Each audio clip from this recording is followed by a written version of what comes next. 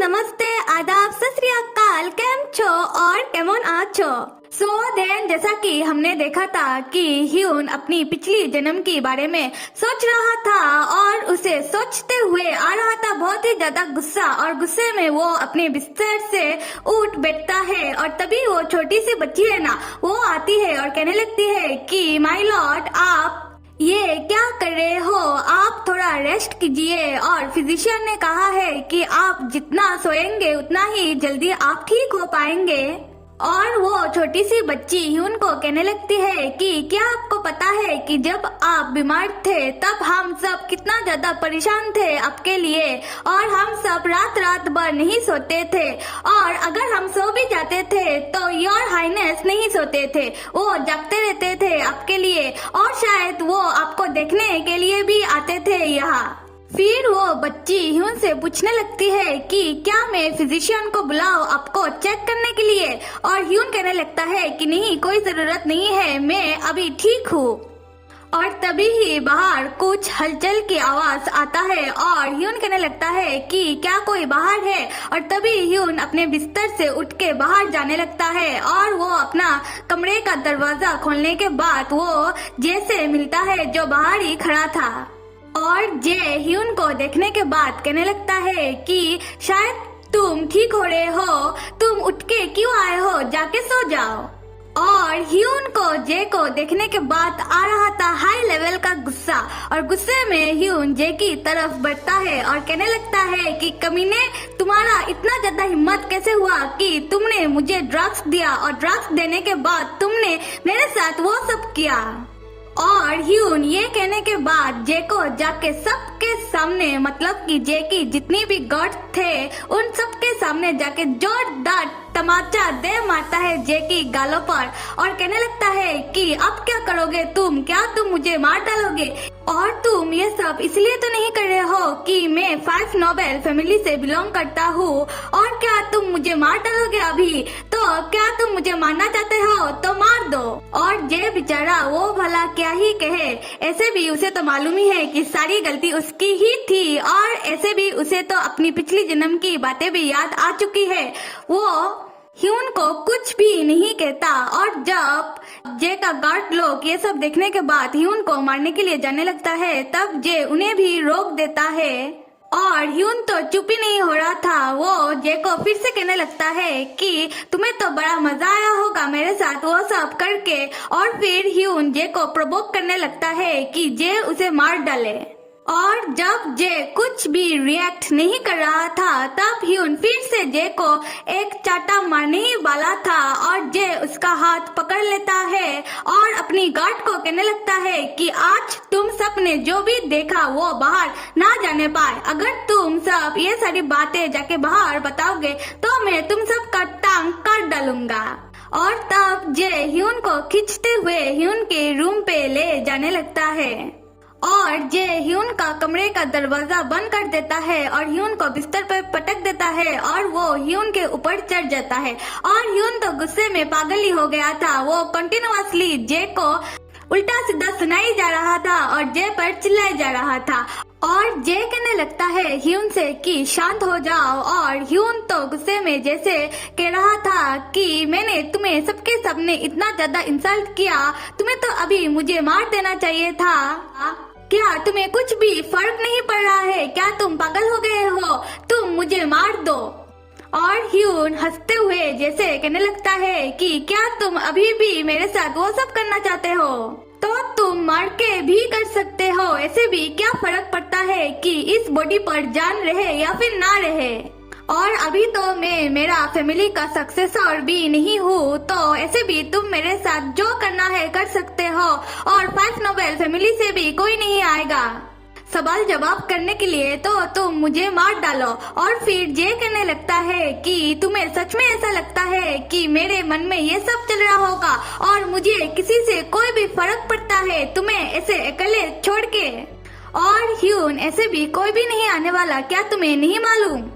और ह्यून कहने लगता है कि क्या मतलब है तुम्हारा, मुझे क्या नहीं मालूम। और फिर जे ह्यून की उस हाथ को पकड़ के, जिस हाथ की नस ह्यून ने काट दिया था, उसे पकड़ के कहने लगता है कि क्यों तुमने ये सब किया और अभी इसे ठीक होने में कितना ज्यादा टाइम लगेगा क्या तुम्हें मालूम है?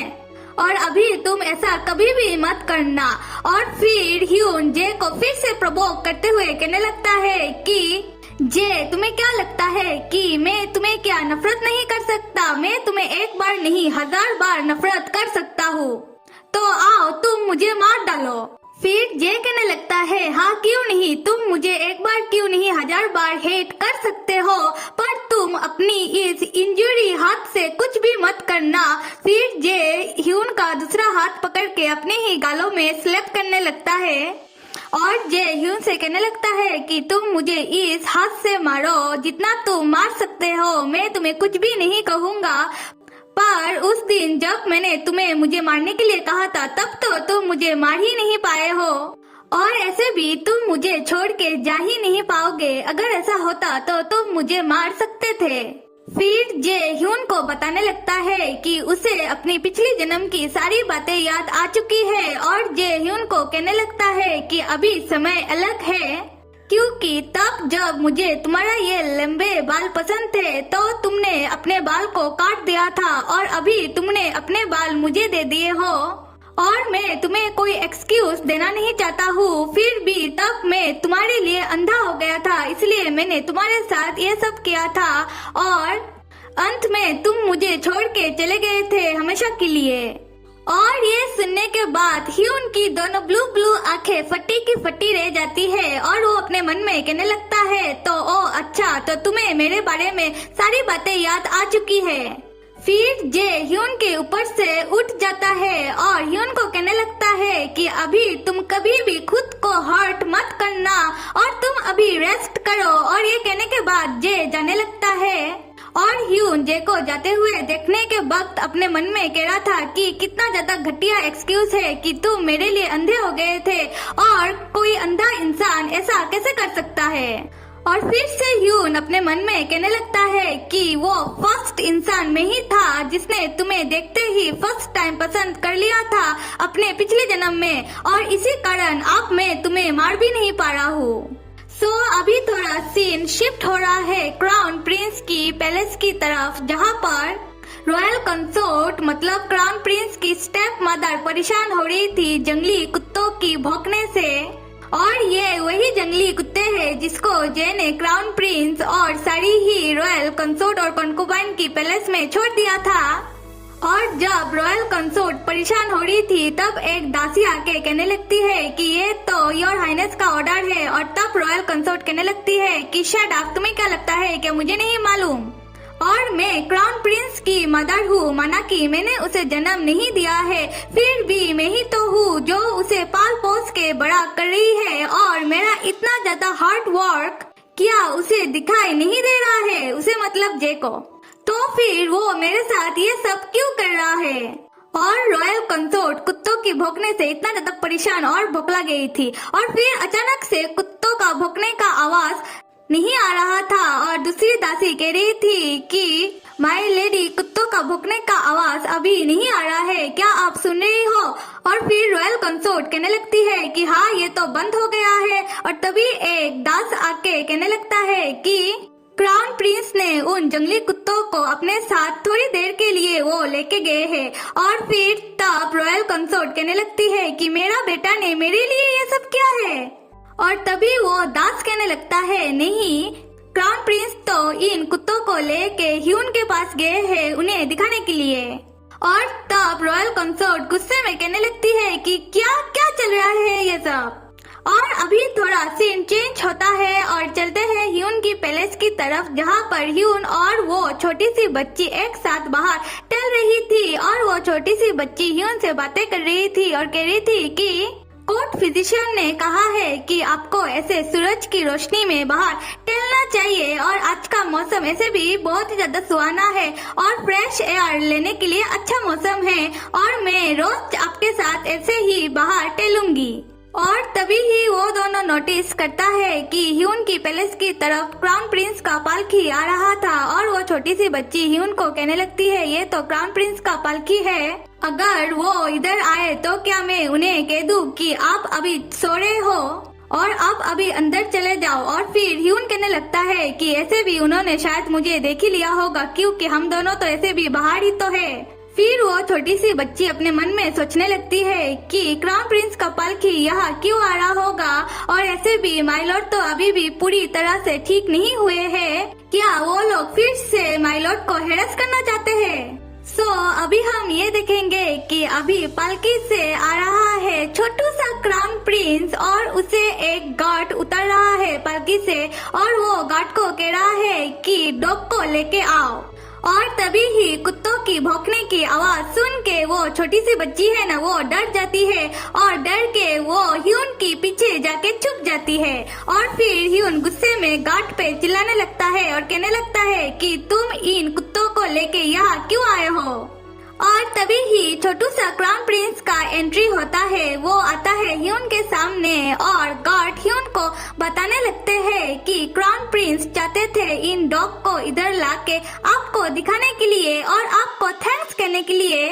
क्योंकि आपकी वजह से ही ये डॉग सारे पैलेस में एंट्री कर पाए हैं, और क्राउन प्रिंस इन सारी डॉगों को अपने पास रख पाए हैं। और तब वो छोटी सी बच्ची डरते हुए अपने मन में सोचने लगती है कि क्राउन प्रिंस को इस टाइप के डॉग पसंद है। फिर ह्यून बड़े ही प्यार से क्राउन प्रिंस के साथ बातें करना स्टार्ट कर देता है और पूछने लगता है क्या तुम्हें डॉग पसंद है, और क्राउन प्रिंस बताने लगता है कि हाँ मुझे डॉग पसंद है, क्योंकि मैंने मेरा लाइफ में ऐसा कुछ पहली बार देखा है, और ऐसे भी मुझे इन्हें छूने में बहुत ही ज्यादा अच्छा लगता है। फिर ह्यून क्राउन प्रिंस से पूछने लगता है कि ऐसा लग रहा है कि तुमने फर्स्ट टाइम डॉग को देखा है, इसीलिए तुम्हें समझ में नहीं आ रहा होगा कि ये जंगली कुत्ते हैं और ये थोड़ा स्केरी होते हैं, और इसी कारण तुम ऐसे डेंजरस कुत्ते को छू पा रहे हो। खैर फिर क्राउन प्रिंस ह्यून से पूछने लगता है कि क्या आपको भी डॉग पसंद है, या फिर आपको क्या पसंद है, जॉग फैमिली के गेस्ट। फिर ह्यून कहने लगता है क्राउन प्रिंस से कि मुझे ना बर्ड्स पसंद है, और क्राउन प्रिंस पूछने लगता है कि वो क्या होता है। और तभी ही ह्यून क्राउन प्रिंस से पूछने लगता है कि तुम्हें नहीं मालूम कि पंछी क्या होता है, और क्राउन प्रिंस कहने लगता है कि नहीं। फिर ह्यून कहने लगता है कि तुम्हें ना डॉग्स मालूम थे ना तुम्हें बर्ड्स मालूम है, क्या तुम्हें इन सब बारे में किसी ने भी नहीं बताया है। और ये कहना तो नहीं चाहिए, फिर भी क्राउन प्रिंस की सब्स्टिट्यूट मॉम उसे ऐसे पाल रही है, उसे बेसिक कुछ भी नहीं सिखा रही है। खैर बैक टू द स्टोरी। फिर ह्यून फिर से क्राउन प्रिंस को कहने लगता है कि कोई बात नहीं है, क्या तुम्हें पंछियों को देखना है। और तब क्राउन प्रिंस कहने लगता है क्या सच में मैं पंछियों को देख सकता हूँ। तब ह्यून क्राउन प्रिंस को बताने लगता है कि हाँ चलो गार्डन की तरफ चलते हैं, क्योंकि उधर बहुत ही ज्यादा पेड़ है और इसलिए बर्ड्स यहाँ आते रहते हैं। फिर वो दोनों गार्डन में जाते हैं बर्ड्स को देखने के लिए, जहाँ पर एक ट्रैप बिछाया हुआ था बर्ड्स को पकड़ने के लिए। और जब बर्ड्स आते हैं तब क्राउन प्रिंस पंछियों को देखने के बाद वो दौड़ने लगते हैं पंछियों की तरफ, और पंछियाँ उड़ जाती है। और जब पंछियाँ उड़ जाती है तब छोटू सा क्राउन प्रिंस मायूस हो जाता है, और तब ह्यून उसे समझाने लगता है और कहने लगता है कि बर्ड्स को पकड़ना बिल्कुल भी आसान नहीं होता है। और क्राउन प्रिंस कहने लगता है तो मैं अभी क्या करूं, और ह्यून कहने लगता है कि अगर आपको बर्ड्स को देखना है तो आप यहाँ आ जाइएगा और आप तब बर्ड्स को देख पाओगे। तब क्राउन प्रिंस ह्यून को कहने लगता है कि मुझे सिर्फ बर्ड्स को देखना नहीं है, मुझे उन्हें चाहिए। और तब ह्यून फिर से छोटू सा क्राउन प्रिंस को समझाने लगता है कि पंछियाँ तो फ्लाइंग एनिमल होता है, और अगर आप उसे अपने हाथों में पकड़ लोगे तो वो उड़ नहीं पाएंगे। फिर वो छोटू सा क्राउन प्रिंस ह्यून को कहने लगता है कि क्या मुझे अभी फ्लाइंग एनिमल नहीं मिल सकता। और तब एक गार्ड क्राउन प्रिंस को कहने लगता है कि अगर आपको फ्लाइंग एनिमल चाहिए तो उन्हें लॉक करके रखना पड़ेगा। और ये सुनने के बाद क्राउन प्रिंस कहने लगता है कि तो फिर ठीक है, मैं उन्हें लॉक करके अपने पास रख दूंगा। और ये सुनने के बाद क्राउन प्रिंस की मुंह से ह्यून अपने मन में कहने लगता है कि तुम तो बिल्कुल अपनी डैड की तरह ही हो। और तब फिर से ह्यून को थोड़ा बहुत अपना पिछले जन्म का फ्लैशबैक आने लगता है, जहाँ पर वांजी के दरबार में कोई एक फॉरेन बर्ड्स को लेके आया था जो देखने में बहुत ही ज्यादा सुंदर था और ह्यून को बहुत ही ज्यादा पसंद आया था। और जब वांजी ह्यून से पूछ रहा था कि क्या तुम्हें ये पंछी पसंद है, तब ह्यून बता रहा था कि हाँ, और ये सुनने के बाद वांजी ने उस पंछी का पर ही काट डाला था। तो चलो फ्लैशबैक से वापस आ जाते हैं और जहाँ पर क्राउन प्रिंस कह रहा था कि उसे फ्लाइंग बर्ड्स चाहिए और ह्यून उसे समझा रहा था कि फ्लाइंग एनिमल को हमेशा ही उड़ने देना चाहिए। अगर आप उन्हें अपने पास लॉक करके रखोगे और वो उड़ ना पाए तब वो मर भी सकते हैं। और क्राउन प्रिंस ये जानने के बाद कि वो फ्लाइंग एनिमल को अपने पास नहीं रख सकता, वो रोने लगता है और एक गार्ड ह्यून को कहने लगता है कि आपकी इतनी ज्यादा हिम्मत कि आपने हमारे क्राउन प्रिंस को रुला दिया। और ह्यून क्राउन प्रिंस को रोता हुआ देख के कहने लगता है कि आप रो मत, आप रोने से अच्छा है कि आप मुझे कोई पनिशमेंट ही दे दो। और तब क्राउन प्रिंस रोना बंद कर देता है और ह्यून को कहने लगता है कि क्या आपको नहीं मालूम कि मुझे बर्ड्स कितना ज्यादा पसंद है। और ह्यून कहने लगता है कि हाँ, मुझे समझ में आ रहा है। और फिर ह्यून फिर से क्राउन प्रिंस को समझाने लगता है और समझाते हुए कहने लगता है कि बेजुबान एनिमल आपकी वर्ड को समझ नहीं पाते हैं, वो सिर्फ आपकी हार्ट को ही समझ पाते हैं। तो आपको उनके साथ बहुत ही ज्यादा अच्छे से ट्रीट करना पड़ेगा और उनको बहुत ही ज्यादा प्यार करना पड़ेगा, तो ही वो आपके पास जरूर आएंगे। और क्राउन प्रिंस ह्यून से पूछने लगता है क्या सच में, और ह्यून कहने लगता है कि हाँ सच में। फिर ह्यून क्राउन प्रिंस को देखते हुए कहने लगता है कि आप क्यों रो रहे हो, आप तो कितने ज्यादा प्यारे हो। अगर आप सिर्फ एनिमल को बंद करके अपने पास रखना चाहते हो तो वैसे भी वो एक दिन खत्म ही हो जाएंगे, है ना। फिर ह्यून क्राउन प्रिंस को देखते हुए अपने मन में सोचने लगता है कि क्यों आपका फेस इतना ज्यादा प्यारा हो जाता है जब आप आपकी डैड की तरह बातें करते हो। ऐसी बातें तो सिर्फ आपकी डैड ही करते हैं और आपका दिल भी आपकी डैड की तरह ही है। तो ये था चैप्टर 28 to 30 का एक्सप्लेनेशन। सो देन आज के लिए बस इतना ही। और क्या मेरे प्यारे मित्रों, आप सब सब्सक्राइब कर रहे हो मेरे चैनल को, और आप सब लाइक, सब्सक्राइब और कमेंट करना तो बिल्कुल भी